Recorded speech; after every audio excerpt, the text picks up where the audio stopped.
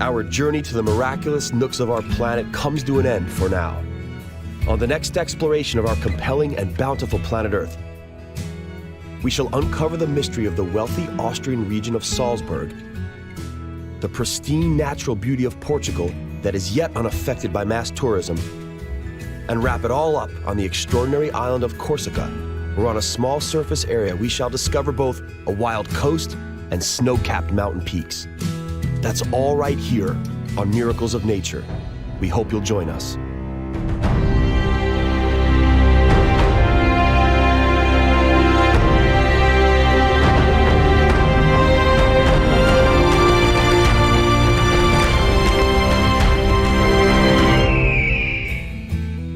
On our planet, there seems to be an infinite number of beautiful places one can visit, with an equal number of spectacular things to admire. It requires nothing more than a curiosity to observe what is all around you. The miracle of nature manifests in countless ways, from breathtaking vistas to the simple movements of a common heifer. The purpose of this program is to present you with the extraordinary diversity of our miraculous blue planet so that you can discover these things for yourself. Today, we will visit 3 remarkable nooks of Europe in search of miracles of nature.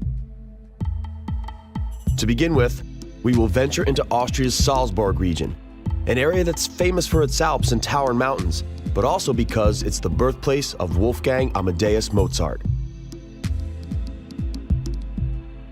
After that, we will move over to the southwestern outpost of the old continent, to Portugal's Algarve region. To conclude, we will admire Corsica, the French island of beauty.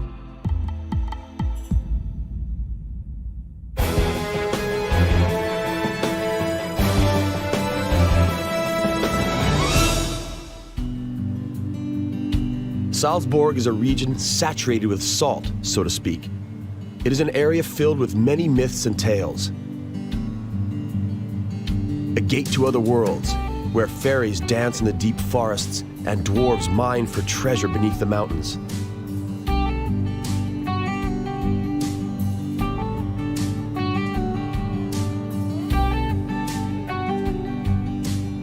It is said that ghosts live by the Krimler waterfalls on the Krimler Ach in the High Tower National Park.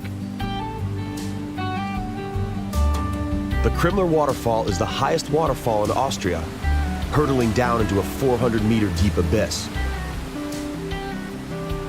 In wintertime, when the surrounding mountains transform into an ice kingdom, some 500 cubic meters of water flow through the waterfall every hour. In the summertime, this number multiplies by 40. A road follows the Krimler waterfall south to Italy and to west to the Tyrol region. Legend has it that when passing here, one should toss a coin into the water for good luck.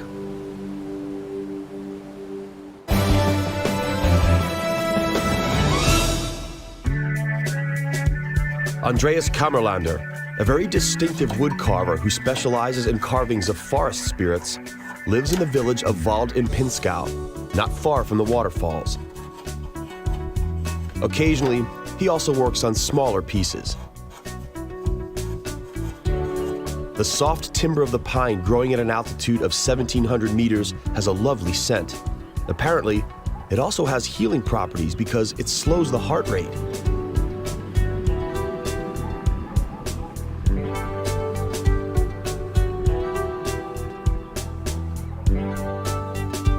Andreas also has another passion: mining. Copper, precious stones, salt, and other minerals have been quarried in the area from the time of the Celts.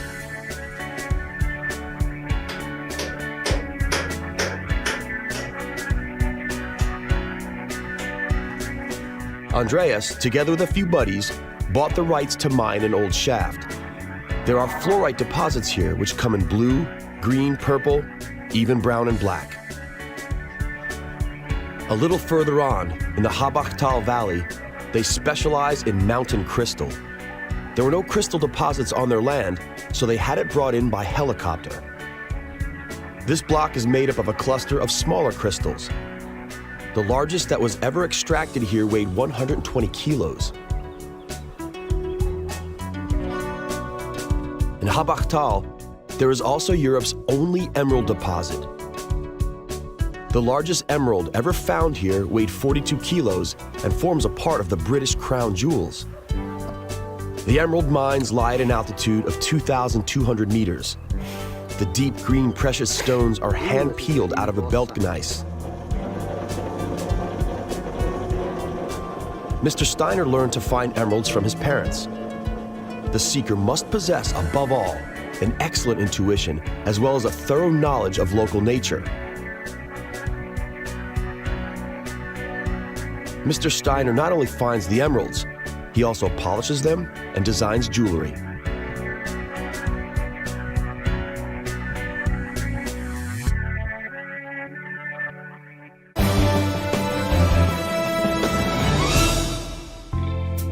The dominant feature of the Nuremberg region on the Austro-German border is the duo of the Barmstein rocks. The one on the left is in Germany, and the one on the right belongs to Austria. Beneath lies a rich deposit of salt. Salt production today is no longer as profitable as it once was. Even so, it still gets busy on occasion because the salt mine in the town of Hallein has been converted into a museum.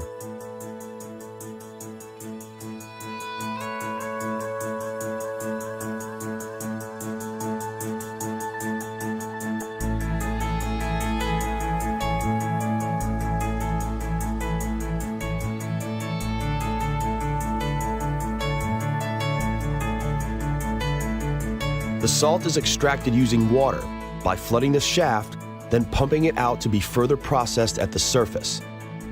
The mine is slowly collapsing though.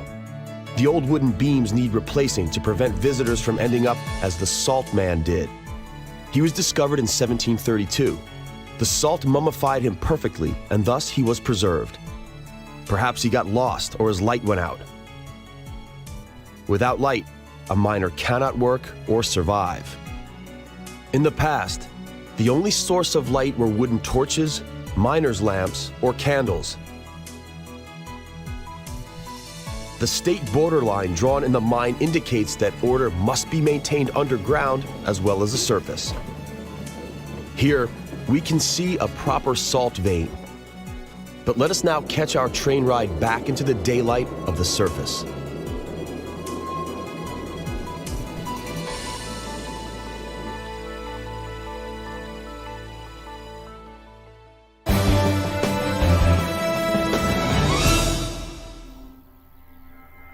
The Untersberg mountain range in Salzburg is heavily entwined with local tales and fables. Water from the Grasselhole source is said to have healing properties. In the past, archbishops from Salzburg were known to have this water brought to them. In any case, the source still supplies Salzburg with drinking water.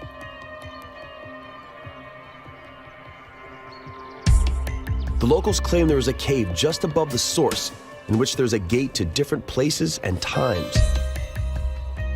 One of the many legends says that in the 16th century, wedding guests passed through this cave into the church, but they never made it there. Instead, they reappeared right here out of nowhere 100 years later. The Celts, who lived in this area, were great specialists in geomancy, the interpretation of markings on the ground. They were particularly careful when choosing plots for their temples. This was an important task done according to the Earth's energy. In places where Celtic shrines once stood, today there is usually a church. The structures are therefore charged with powerful energy forces. The church in the town of St. Wolfgang, near the Wolfgangsee Lake, also stands on a spot abundant in energy.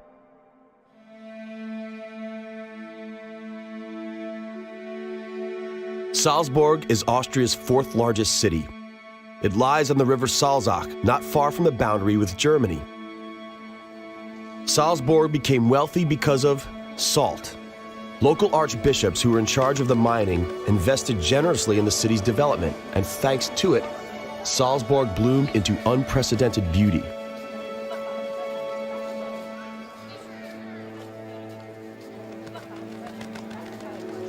It also became world-renowned as the city of music, especially thanks to its famous native, Wolfgang Amadeus Mozart, who was born in this exact home on Getreidgasse.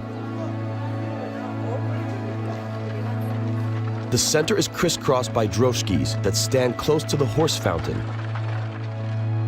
The city's most famous religious building is the Salzburg Dome. The Salzburg panorama is dominated by the massive Hohensalzburg fortress, which stands proudly above the city on top of the Monksberg. The forever snow-capped giants of the Alps and the lush green pastures on the foothills are also part of the unmistakable character of the Salzburg region. It is time, though, to head off to the end of the world, to Portugal's Algarve.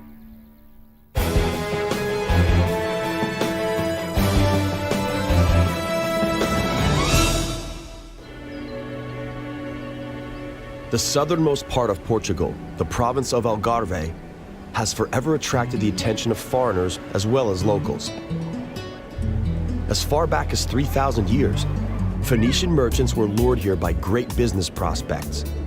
The Phoenicians were then replaced by Carthaginians, Romans, Visigoths, and Arabs. Its position on the southeastern outpost of Europe made it a place of great strategic importance. The castle in the town of Silves is a typical example of Moorish influence, even though its foundations were laid by the Romans in the 4th century. Silves was the capital of Algarve in the times of Moorish rule. It was, above all, a symbol of resistance against the Reconquista. In other words, the religious as well as ethnic hatred of the Christian inhabitants of the Iberian Peninsula toward Arabs. It was rid of barbarian rule by King Don Sancho I in 1198 after a very long siege. Sancho's victory, however, was not absolute. The Catholic commanders fought the Moors over Algarve for the next 50 years. When you take a good look around in the town of Tavira, you will realize that a strong Arab imprint was left behind. The roofs are one example. It was an Arab invention that survived the Reconquista. It's a system which, through its four-sided construction and slightly bent profile, ensures better circulation and therefore cooler air.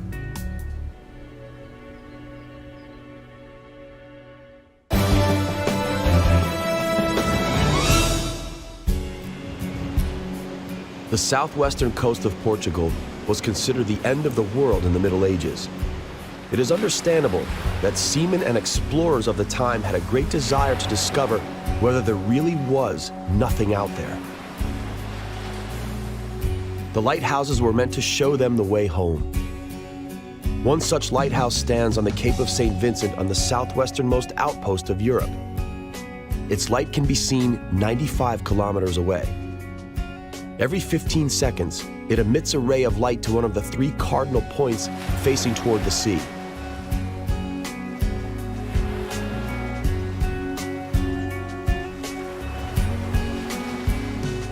The waves of the Atlantic relentlessly wash over the coastal rocks, creating bizarre formations that have forever teased the imagination of the locals.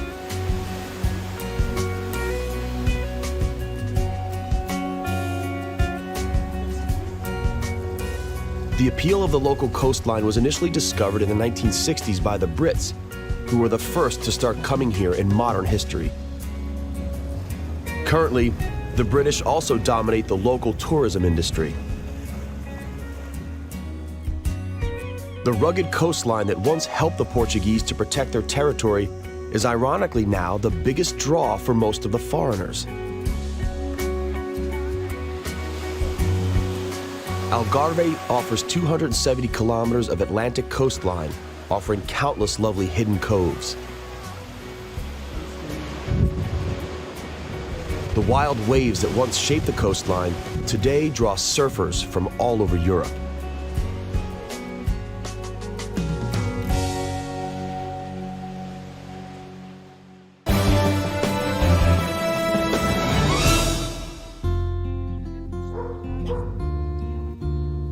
cão d'água português. In other words, the Portuguese water dog. It is a special fisherman's breed emerging in the 15th century.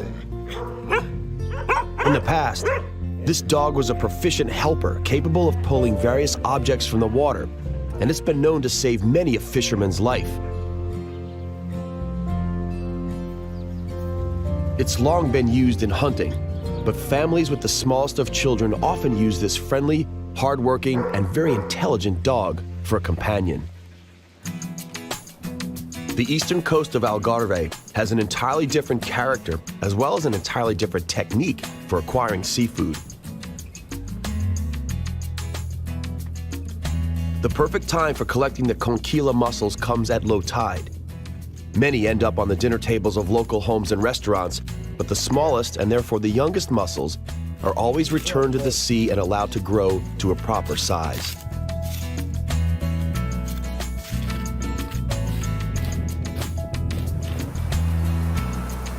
These sandbanks are unattractive to tourists, but are ideal for the extraction of sea salt. In Algarve, salt is being extracted from June through September. There is hardly any rain during this period, and the temperatures hover around 30 degrees Celsius.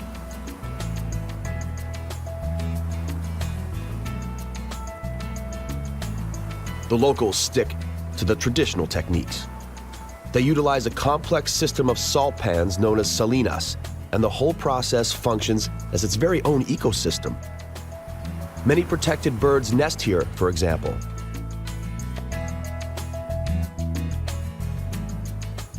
Of course, salt is also extracted industrially, but such salt is of a considerably lower quality. The decisive factor in the quality of salt is the time allowed for the salt to crystallize. Mr. Manuel da Bento collects the so-called fleur de sel, salt flowers.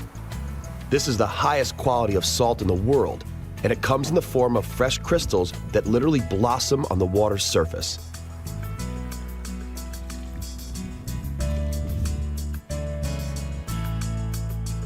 Industrial salt is permitted to evaporate much longer, and so larger crystals form. The fleur de sel contains a lot of minerals that are beneficial to our health, such as iodine, magnesium, and potassium. Whenever the salt crystallizes longer, the ratio of minerals decreases, and what remains is not a particularly healthy sodium chloride. Another special trait of the fleur de sel is its pinkish hue. Special microorganisms containing beta-carotene are present in the water, and this accounts for that specific coloring.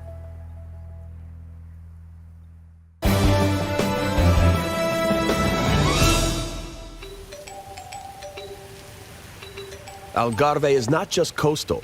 When heading north, one soon reaches a totally different landscape characterized by rolling highlands.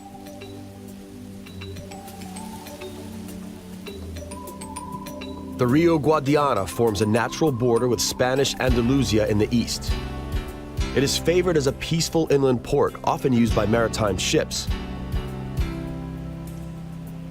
Anchoring in the village works out cheaper than at the marina, and here, the ships are protected from the destructive forces of the ocean.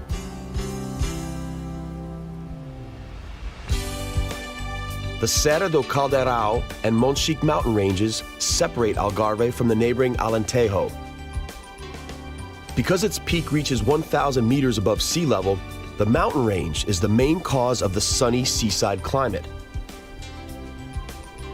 The clouds chased from continental Europe are stopped by the jutting peaks, and so the bad weather seldom makes it to the southern coast. Looking at the mountain range, one must think that Mother Nature was not particularly fair. While the seaside port of Algarve is guaranteed good weather because of the mountain range, the mountains themselves come across as a sad wasteland. Only cork oaks and pines thrive here. The locals live off collecting the cork oak bark and pastoral farming. A herd of goats is seen here grazing on the peak of the Foia mountain, Algarve's highest point.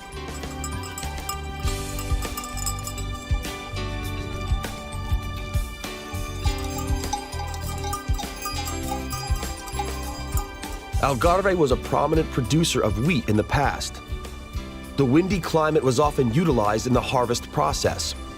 There were mills on virtually every hill. The snow-white facade indicates that the mill is kept spick and span.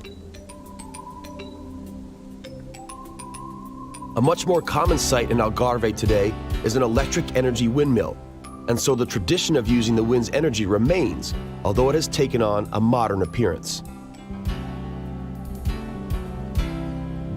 Now, we are headed to the Isle of Beauty, to Corsica.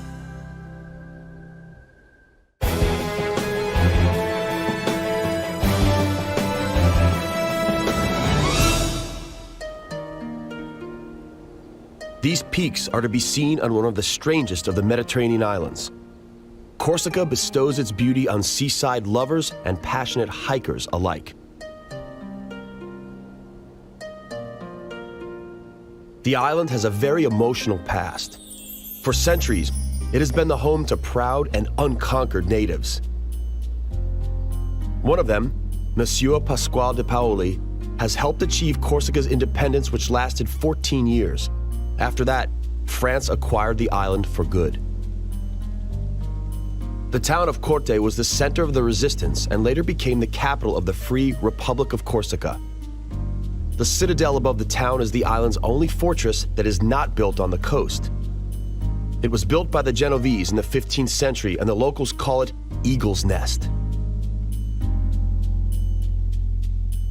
Corsica is also known as l'Île de Beauté, meaning the Isle of Beauty. Apparently, beauty can take on many forms. In Corsica, it's not just sunny beaches, but also steep peaks and streams with crystal cool water coming down from the glaciers. The highest, Monte Cinto, is 2,706 meters high, and some of its peaks remain snow-capped all year round.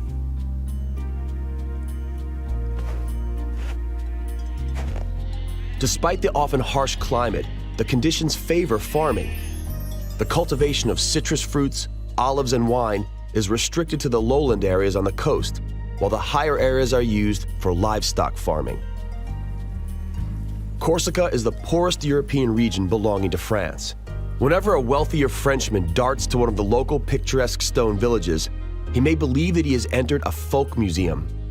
Judging by the visitor numbers, though, it's apparent that this charm amid virgin nature really draws tourists. The Nostrale pig is bred especially for the renowned prosciutto ham and the figatello sausage. The piglets are fed extra wheat middlings and hulled grains in their first year, and the older specimens are left to roam freely.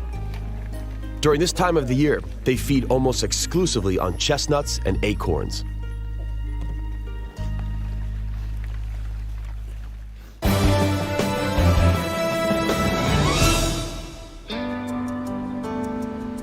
On the southern cape of the island, near the Strait of Boniface, which separates Corsica from Sardinia, are the island's only limestone cliffs, falling steeply into the sea.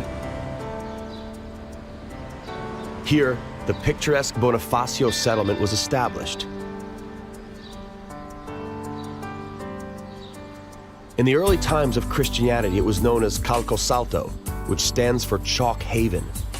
It was most likely called so because nature has created a safe natural harbor here.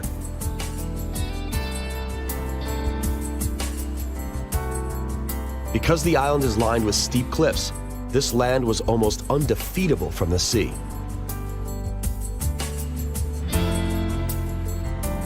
The island's rulers have built massive fortresses in the few places where safe landing was possible.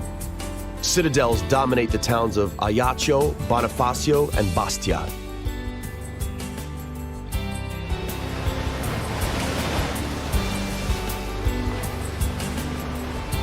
Today, the coast is guarded only by flags boasting a Moor's head, the symbol of Corsica. All approaching tourists are aware that they are about to disembark on the Isle of Beauty, because no matter which direction one arrives from, the welcoming spectacle is always breathtaking. The hidden beaches attract hordes of tourists in the summertime, because no one can resist the harsh charm of the Isle of Beauty.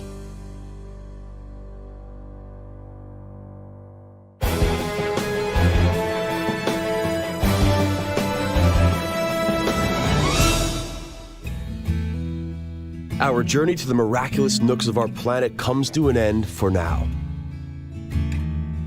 On the next exploration of our compelling and bountiful planet Earth, we will visit two islands, Mauritius and the Seychelles.